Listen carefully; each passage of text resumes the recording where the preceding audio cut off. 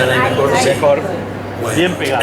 En esta velada que tiene como invitado especial a Roberto Espinosa y el autor de su libro dedicado al Cuchi Leguizamón, a quien vamos a evocar en el transcurso de esta conversación, de este diálogo entre todos nosotros, con Juan Falú, con la Negra Chagra y con el mismo Roberto Espinosa, el autor. Para la Academia es una gran satisfacción seguir teniendo una presencia aquí en la Feria del Libro, en la que también se exponen los libros que publica la misma Academia o aquellas otras publicaciones afines. En este caso no contamos con la participación de Tonito Rodríguez Villar, que fue fundador de la Academia, pero sí de la Plana Mayor, porque está Ana María Dupey y Carlos Molinero, autoridades de nuestra Academia y investigadores ambos de toda la música popular argentina. Así que así empezamos.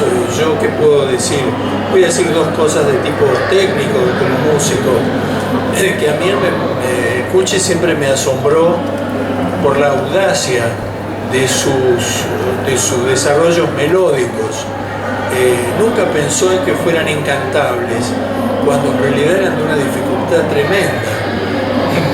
Y el proyecto que él llevó adelante, el de Tubo Salteño, corporizó la posibilidad de que esas melodías se pudieran cantar.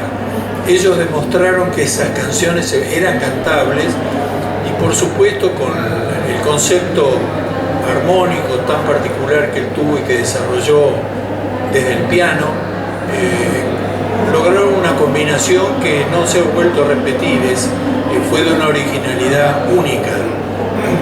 Cuchi fue un creador de una gran audacia, de una gran creatividad y sobre todo una personalidad muy rica que todos los que tuvimos el gusto de conocerlo aprovechamos de ella. Ahora le voy a pasar a Roberto Espinosa para que lo salude. Sí.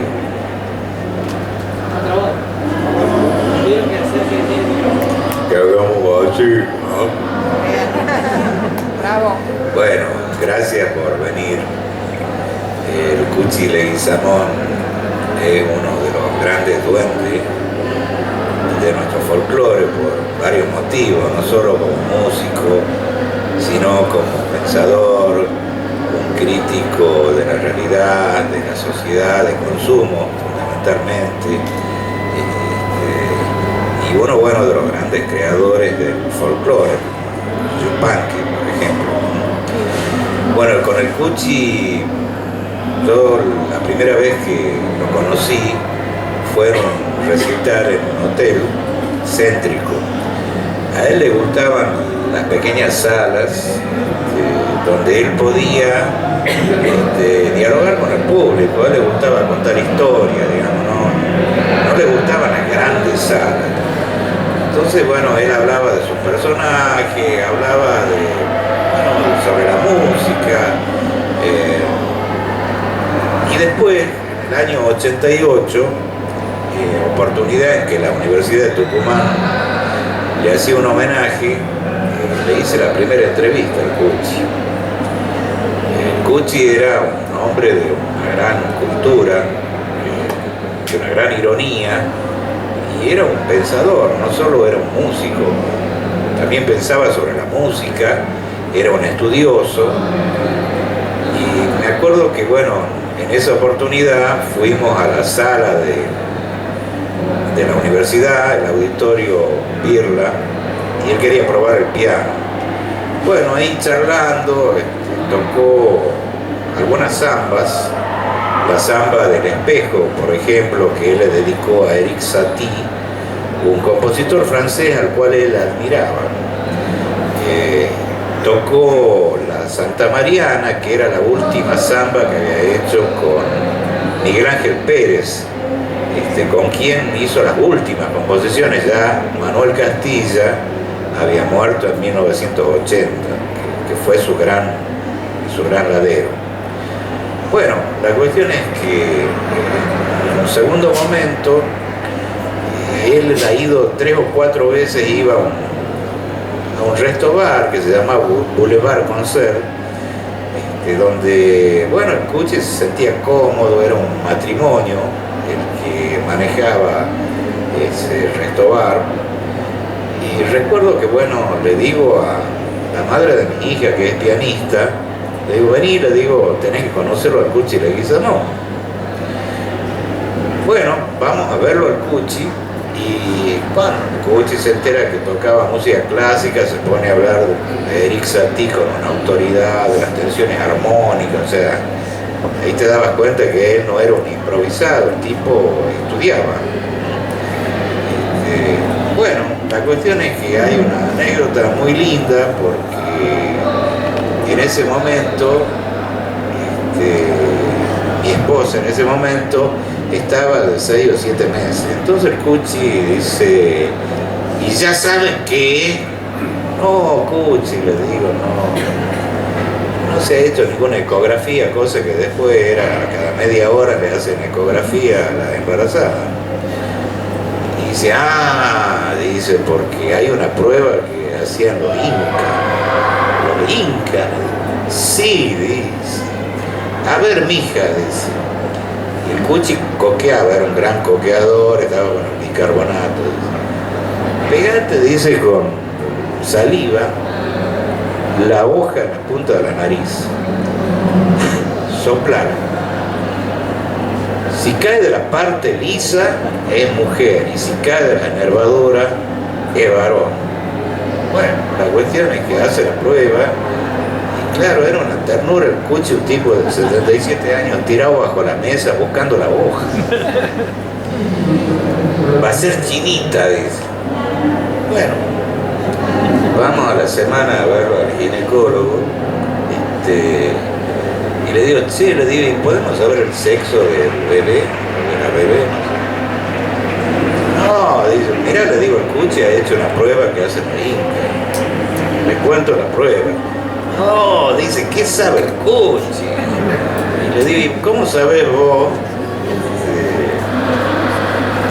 Porque él decía que iba a ser varón, ginecólogo.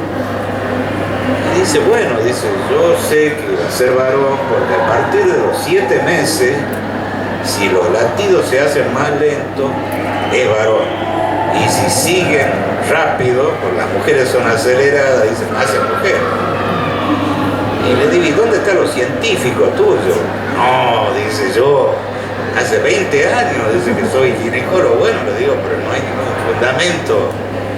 Bueno, la cuestión es que, bueno, charlando con el Cuchi, lo llamo, le digo, Cuchi, le digo, me parece que se ha meado fuera del tarro, le digo. ¿Y por qué? Espinosín, le digo, porque dice el ginecólogo que va a ser varón. Bueno, dice el Cuchi, lo que pasa es que a veces uno no está muy concentrado, ya cubriéndose y no sale muy bien la prueba. Bueno, la cuestión es que nosotros ya habíamos pensado en que el hijo se llamara Juan Sebastián como Bach, qué sé yo, y resulta que nace mujer. Bueno, entonces lo llamo al Cuchi y le digo, Cuchi, le digo, usted lo ha acertado, le digo, ha nacido mujer. Ha visto, dice, qué mierda saben esos médicos de la cultura de los incas, te das cuenta. Y en homenaje a ese episodio tan lindo, por la samba del laurel, a nuestra hija le pusimos Rocío. Bueno, él tenía, me acuerdo que en otra oportunidad también lo entrevisté y en medio de la charla me dice, la Universidad de Tucumán tiene una escuela de música. Dice, muy buena la escuela, pero dice, sería bueno, porque él me estaba contando que cuando era chico la madre tenía una pajarera y cuando se le callaba algún pájaro, el Cuchi le decía, mamá, si me das 5 pesos yo te lo hago cantar de nuevo. Y claro, el Cuchi se ponía a silbarlo hasta que cantaba el chalchalero, ¿no? Y ganaba los 5 pesos. Dice, la escuela de música debería tener una pajarera, así los alumnos aprenden el canto del pájaro a cantar, música también. Entonces yo me sonrío y me dice, ¿qué no me creí? No, Cuchi, le digo, no, dice, porque veo que te sonrío. No, le digo, me sonrío porque me parece una idea hermosa eso de poner una pajarera en un instituto de música. Mirá, dice, yo me pongo a silbar y los tengo a los pájaros de vuelta. Y después, dice, le cambio la tonalidad y se enloquecen. ¿Dónde hay una plaza acá? Le digo, bueno, le digo, estamos a 4 cuadras, hay una plaza. Y nos vamos a la Plaza Urquiza, bueno, no sé si vos la conocés, pero fue así. Y era como la 1 de la tarde. Y el Cuchi se pone a silbar y efectivamente los pájaros los rodeaban.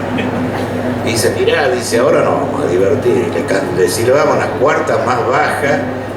Era una deliberación, un alboroto de pájaros, ¿no? Increíble. Entonces digo, bueno, este hombre tiene una gran sensibilidad, o sea, no es algo común, puede ser inteligente, talentoso, pero que tenga esa cuestión con la naturaleza y sobre todo con los pájaros, que me parecía hermoso. Bueno, qué sé yo, alguna anécdota con el Cuchi, después yo le propuse hacer un libro, porque bueno, no había un libro, o sea, había un libro ya sobre el Cuchi Leguizamón que hizo un colega amigo salteño, pero era un libro sobre el Cuchi, digamos, no un libro con el Cuchi. Bueno, a él le gustó la idea y él era admirador de la cultura de los alemanes, entonces me mandó a leer las entrevistas de Eckermann con Goethe, que por suerte yo las había leído, porque mi viejo tenía una gran biblioteca. Bueno, entonces armé un gran cuestionario, se lo mandé para que él sirviera, digamos, como para punto de partida o disparador de la charla. Bueno, él estaba muy entusiasmado con eso. Bueno, y en una de las charlas me dice, ¿la ha oído a la Negra Chagra? No, Cuchi, le digo, no, es una hermosura. No, le digo, pero ¿qué es salteña? Sí, dice, vive en Francia, la negra. Canta, dice, hermoso. Bueno, y de ahí me quedó Negra Chagra, ¿quién será? No sé si en 92, 93 leí en página 12 que salía un disco de ella, así, no me acuerdo si fue eso. Ahora, sí. Y digo, bueno, tengo que conseguir ese disco, si el Cuchi me ha dicho que... Y ahí fue el primer contacto que tuve con ella, ¿no? Bueno, vos has sido alumna del Cuchi, te cedo. Sí, he tenido además la alegría de poder haber grabado con él. Él lo ha grabado en muchos discos y en el mío, que se llamó Pruebas al Canto, tocó el piano en La Pomeña y en La Ciega Luz Mendiga. Yo al Cuchi lo conozco, bueno, desde que yo era niña y hemos compartido muchas cosas, además de que fue mi profesor de historia, o de historietas, como decía él, en el Colegio Nacional, en primero, séptima y segundo, tercera, en las 2 divisiones. He tenido la profunda dicha de haber compartido con él desde esa época, ¿no? Hemos ido de gira, de fin de curso, cuando todos iban a Bariloche, a Córdoba. A nosotros nos alcanzó para ir hasta Santiago del Estero. Y hemos ido con el Cuchi Leguizamón. Él era el profesor que nos cuidaba. Y bueno, fue una gira muy particular. Conocimos el zoológico de Santiago del Estero y era muy divertido porque habían animales domésticos, había perros, gallinas, y el Cuchi se ha hecho un festín, imagínate, que el Cuchi era un observador de la realidad, de la vida, y con un humor increíble. Entonces ese paso por el zoológico de Santiago del Estero ha sido increíble al lado de él, ¿no? Y todas las cosas que ocurrían al lado de él, desde la comida que él preparaba hasta los viajes, todo era... Hay una anécdota que es muy linda. Viajábamos una vuelta para Catamarca con el poeta Miguel Ángel Pérez y con el Cuchi, y llegamos a Belén. Llegamos de noche y de pronto miramos así para arriba y se ve una virgen como aparecida. Claro, estaba arriba de un cerro, el cerro estaba oscuro y la virgen iluminada. Entonces el Cuchi empezó a gritar: ¡socorro, socorro! Entonces le decía a Miguel Ángel Pérez: como tenés que dejar de chupar, le decía, como si estuvieran viendo visiones, ¿no? Entonces después llegamos a la casa de un personaje muy importante de ahí, de don Vicente Sali. Y la gente, había mucha gente y lo querían agasajar al Cuchi y le decían que se siente, le daban el mejor asiento al Cuchi y el Cuchi no se quería sentar. Entonces, pero sentate, Cuchi, no, pero siéntese, maestro, todo el mundo quería, y el Cuchi no se quería sentar. Le digo: pero Cuchi, ¿por qué no te querés sentar? Y dice: no, yo tengo miedo que me saquen en procesión. Bueno, todo así, todo en la vida y todo lo que ocurría alrededor de él era increíble, porque era único, inteligente, con un sentido del humor único también, como su personalidad. Pero... Contalo de Francia, cuando han ido a actuar, qué sé yo, y te pedía que lo tradujera.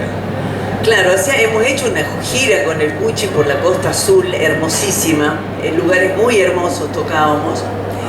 Entonces yo hablaba más o menos el francés, pero también traducirle a un salteño, cuando te dice hay que andar andando, irte yendo, no sé, ¿cómo lo traducís? Entonces yo más o menos me había armado, ¿no?, un speech.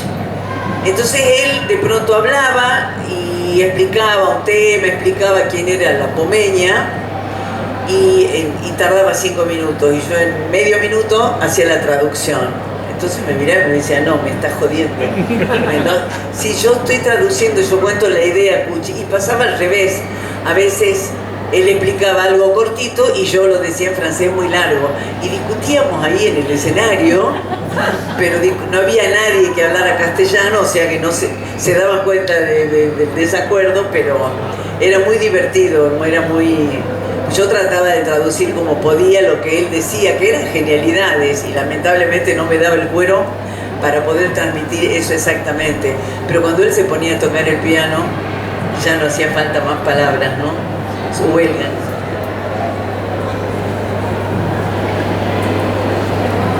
Bueno, Juan, vos también has tenido algunas historias con el Cuchi, ¿no? Que han hecho un homenaje muy bueno ahí con Hilda Herrera. Así es. Eso debe haber sido, calculo yo, en el 93.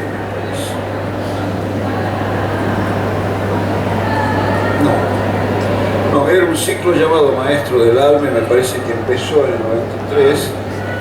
Lo hacíamos Hilda Herrera y yo, y consistía en conversar con creadores, creadoras, y el Cuchi fue uno de los primeros. El primero fue Adolfo Ábalos, creo que el segundo fue el Cuchi. Pero el Cuchi ya estaba conmovido, tenía momentos escasos de lucidez. Y yo lo agarré en uno de esos momentos. Y era interesante ver en ese hombre mayor y con la conciencia debilitada, digamos, ver cómo mantenía sus rasgos más definitorios de la personalidad, el humor, la picardía, el sarcasmo, la palabra áspera cuando quería ponerla, ¿no? Y me dijo en un momento, esto antes de subir al ciclo, ¿no? Fuera una conversación previa, me dijo, anoche tuve un sueño, ya empezaba a reírse. Ah, sí, soñé que yo le mostraba una chacarera mía a Schoenberg. Y sabe una cosa, no le gustó ni mierda. Y largó la carcajada. Por supuesto, inventó el sueño para contar lo gracioso. Antes de eso yo lo vi una sola vez, y fue 50 años antes, en la Peña de Salta, Los Gauchos de Güemes. Sí. Y me acuerdo que me dijo, como con un modo muy categórico, casi poniendo en tela de juicio a los músicos del folclore. Me dijo, acá los músicos del folclore saben qué tienen que hacer, tienen que escuchar Bach, tienen que escuchar jazz y tienen que escuchar, creo que me dijo Tom Jobim. Y claro, ahí habló de un universo musical glorioso, y evidentemente estamos hablando de un músico profundo, muy grande. A mí me gusta ver el lado tradicional de Leguizamón, porque suele decirse que Leguizamón fue un transgresor y fue como que inauguró una modernidad en la composición. Y eso es cierto. Eso es cierto, pero es tan cierto como que era un gran tradicionalista al mismo tiempo. Siempre me gusta citar el final de la Zamba de Laurel como un ejemplo de cómo puede introducirse un gesto antiguo del musical, el final de Baguala, de Vidal a Bagualera, digamos, en una samba que pasó por otras armonías, pero aparece en muchas de sus composiciones. Por ejemplo, el pentatonismo aparece en las composiciones de Leguizamón, no sé si en una samba, en la bandera del Río Chico, me parece, y eso es, para mí es fantástico, porque era un señor que amaba su tierra y por lo tanto su cultura y sus tradiciones. Y obviamente en la música eso se nota. Era un cabal compositor de folclore, incluyendo los gestos tradicionales y los nuevos. Pero me parece que esa modernidad de Leguizamón se pone más en evidencia porque está al lado de lo tradicional. Es como un contraste que, como todo contraste, hace resaltar la diferencia, ¿no es cierto? Entonces, esa notita que aparece en Cartas de Amor que se quema, una notita aumentada que es muy difícil cantar y muy difícil entender para cuando no hay una preocupación por estudiar una obra, ¿no? Y me parece que él, cuando hacía eso, estaba también desafiando y provocando, era un provocador, realmente era un provocador. Y de esos dos encuentros, con medio siglo de distancia, lo que yo rescato es que en los dos me habló de referencias musicales muy grosas. En el sueño inventado y en aquella proclama que hace de qué es lo que hay que escuchar, ¿no? Y nada, gracias por la iniciativa y gracias a ustedes por acompañarnos. Yo entiendo que el Cuchi haya querido ir al zoológico en Santiago del Estero porque ahí estaba el tatú carreta, había un auténtico tatú carreta que nunca más sube en ningún lado, está totalmente extinguido. Yo el Cuchi lo conocí a través de Leda Valladares, ella fue quien me la presentó. En la presentación hizo un truco que lo vi hacer en varias oportunidades, que era decir: ¿quién es este chango con cara de prosa? Con lo cual rompí un poco el hielo, ¿no?, de entrada diciendo semejante barbaridad. Y tengo un recuerdo de, bueno, cuando hicimos con Mercedes Sosa la Zamba de Laurel, justamente, que la grabamos en París, que él después la escuchamos, después se conversó sobre eso, sobre esa interpretación. Y por último, cuando ya sobre el final de su vida, que él apareció por París, yo todavía estaba viviendo allá, y se hizo una gran gala en el Palacio de Deportes, un lugar como el Luna Park, pero mucho más grande, 10.000 personas. Y la gala la organizaba un alemán que la había puesto bajo el título de tango. Entonces era un espectáculo en el cual participaban parejas de baile de toda Francia. Había 10.000 personas, o sea que había 5.000 parejas de tango, que hacían tango europeo, ¿no? Tango fantasía. Entre artista y artista la gente salía a la pista y bailaba.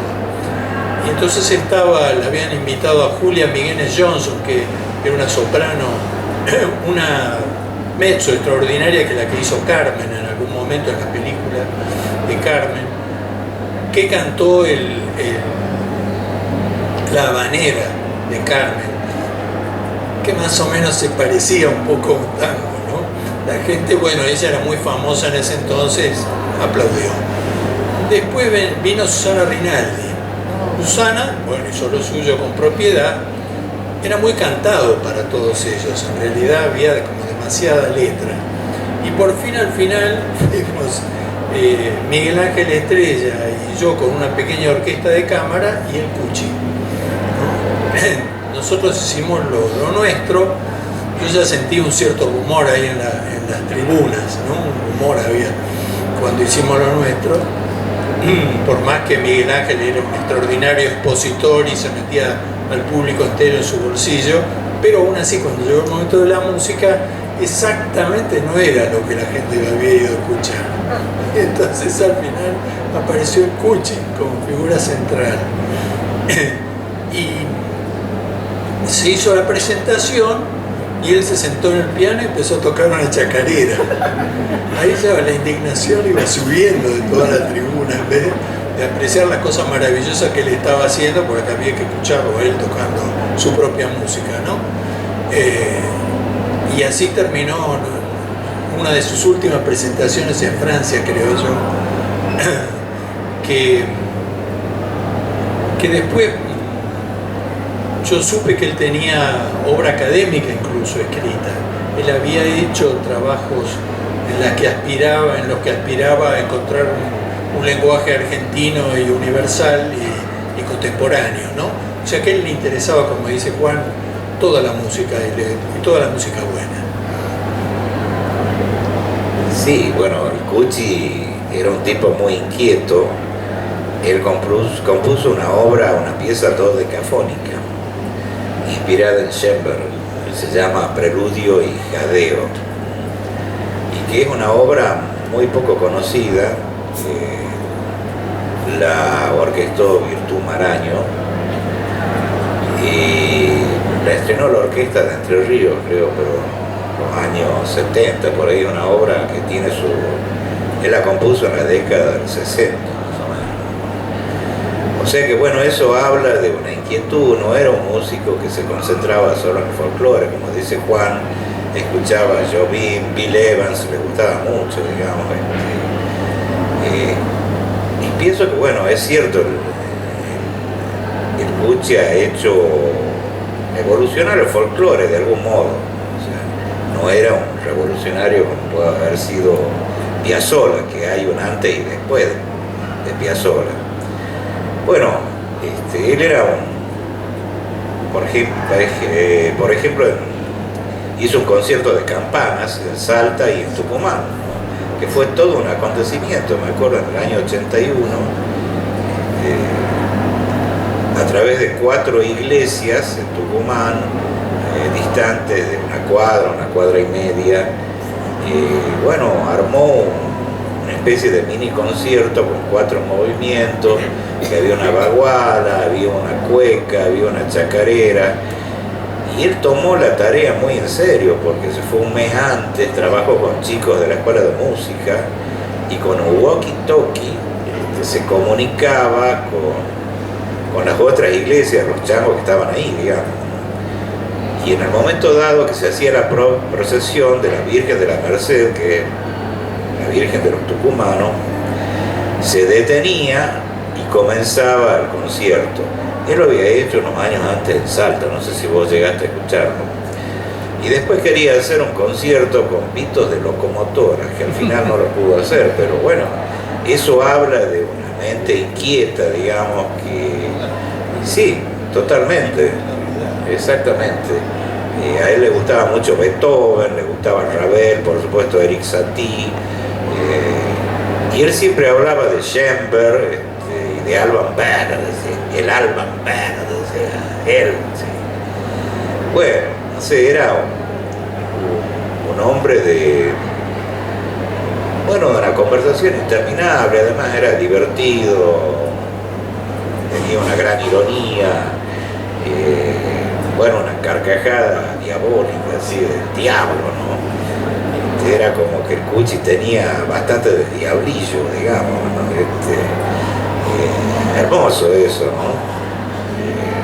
Y me acuerdo la última vez que lo vi yo fue en el año 90 y había ido yo acompañando al coro universitario de Tucumán, que cantaba con la Orquesta Sinfónica de Tucumán, Carmina Burana.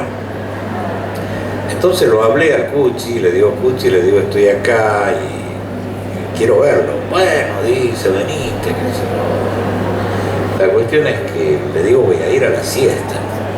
Bueno, Espinosín, me dice. Y él estaba muy ansioso, me llamó al hotel 2 veces para recordarme que le había dicho que iba a ir. Y cuando llego, había llevado yo a un amigo que era el hijo de Andrés Aciar, el director coral del coro universitario, que quería conocerlo. Y él estaba en la puerta esperándome. Y me dice, no quería que te perdiera, dice Cuchi. Bueno, Cuchi, le digo, 3 veces me ha dicho la dirección, me ha indicado. Bueno, y fue un momento, muy triste, ¿no? Porque resulta que en esos días le iban a estrenar al Cuchi la Vidala para el Che Guevara. Entonces, nos hace pasar el Cuchi a la casa, tenía su piano vertical, unos sillones viejos, digamos. Le digo, Cuchi, no la conozco esa Vidala. Dice, yo la he compuesto en los años 60. Digo, ¿por qué no me toca un pedacito? Y empieza a ver el teclado, hace unos acordes, no me acuerdo ahora, dice, ya te la voy a tocar. Dice, dice, la he compuesto para que la cante la Negra Sosa, pero nunca la ha cantado.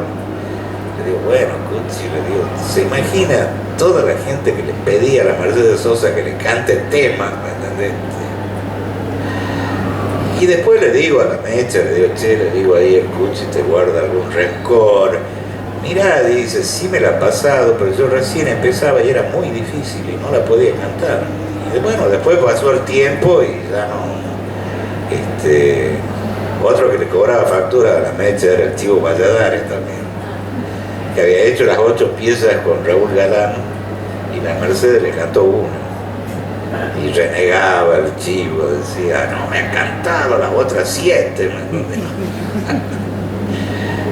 La cuestión es que nos ponemos a conversar. Él estaba contento porque iban a tocar esa Vidala. Y de pronto estábamos hablando de algo y se detenía y empezaba a hablar de otra cosa. Y le digo, Cuchi, le digo, pero veníamos hablando de tal cosa, ¿no? Y no, él seguía con otro tema.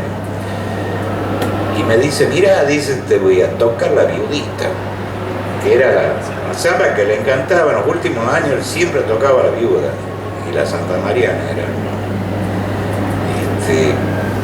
Y empieza con la introducción y se para. Y rebobina y se vuelve a parar. ¿Qué le pasa, Cuchi? Mirá, dice, me estoy olvidando de tocar el piano. Cuchi, le digo, pero imagínate una samba que la tocaba siempre, como...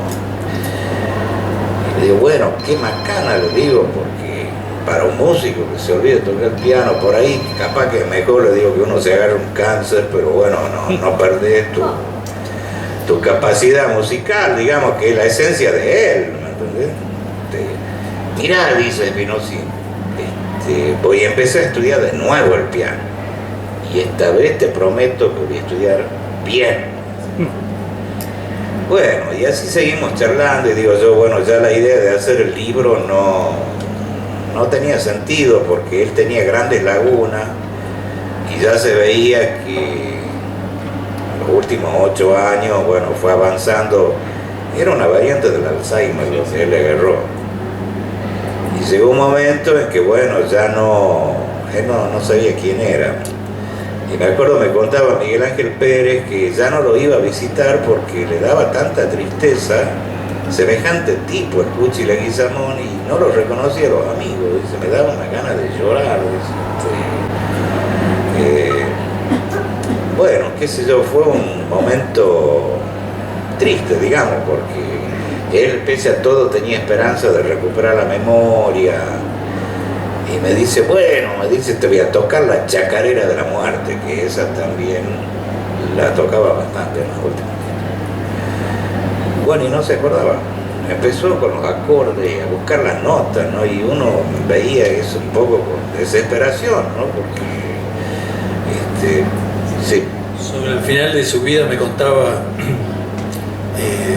Domingo Cura, que había ido con Ariel Ramírez a tocar, a hacer un concierto en Lima, y iba ya con el hijo, con Facundo, con un segundo piano, porque de vez en cuando le agarraban lagunas. Y entonces me contó, totalmente horrorizado, Domingo, que me dijo, ¿sabés que cuando empezamos a tocar Alfonsina, y él se me acercó y me dijo, ¿cómo era el principio? Era tremendo, ¿no? No sabía. En cambio, Tony Bennett vino acá a los 98 años, se cantó todo lo que podía cantar y lo cantaba bien y no lo afectó. Y en cambio sí estaba enfermo, o sea, no estaba bien. Pero eso se ve que fue por nosotros. Yo por lo menos siempre sospecho que los músicos tienen un cerebro diferente, como el de los ofidios, que está localizado en algún otro lugar y que no tiene nada que ver con el cerebro racional de los que se juzgan por el cuerpo, ¿no? Por la categoría. Mejor que lo encontremos. Sí, bueno, quiero invitarlos a Juan y a la negrita Chagra que hagan algo de música. Bueno, el Cuchi, que siempre le ha dedicado canciones a muchos personajes, faltaba que le hicieran una canción a él, y la hizo Roberto Espinosa, con una canción, una samba que lo describe, ¿no? Tal cual, y la música es del Chivo Valladares, la samba para el Cuchi. Viento duende fecunda, una moza en sus ojos,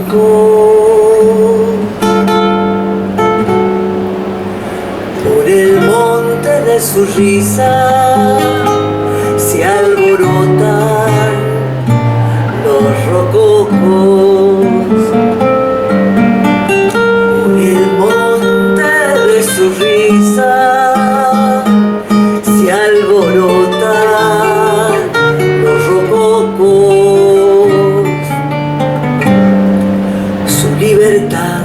es un grillo silbando chacarera. Hay amores extraviados que sus sueños estañean. Hay amores extraviados que sus sueños estañean. Dicen que su carcajada es un gajo de la vida, o que el cuchi su tiempo inventando sentimiento. El diablo estalla en su risa, cosquilleando la muerte.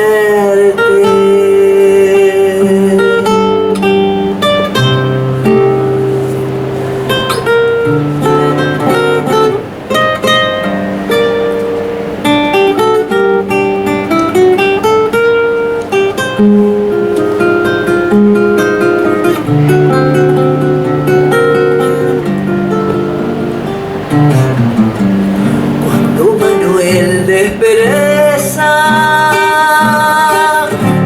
soledades de vino,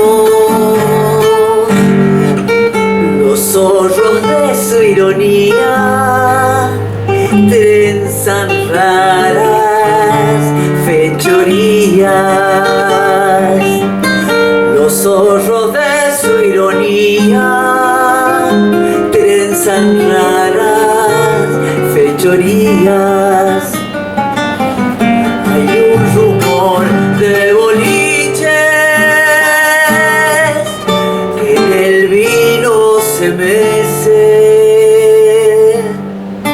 El olvido es su memoria, un acorde de la muerte.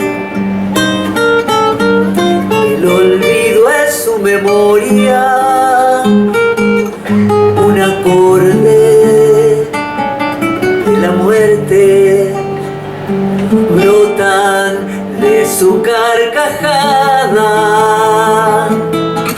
las angurrias de la vida. El cuchi va por el tiempo inventando sentimientos, cosquilleándole a la muerte. El cuchi va en su risa.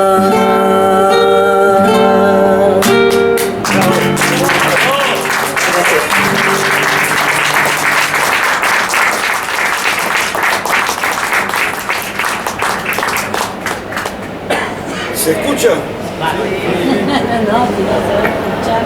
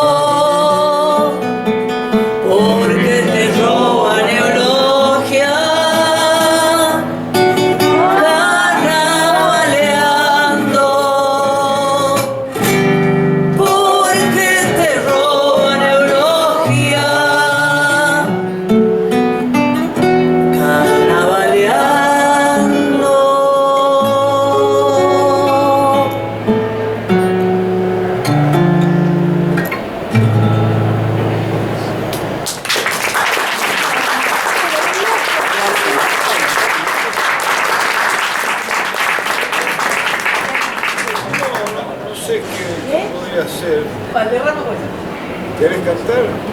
No, bueno. Canto acá al lado tuyo.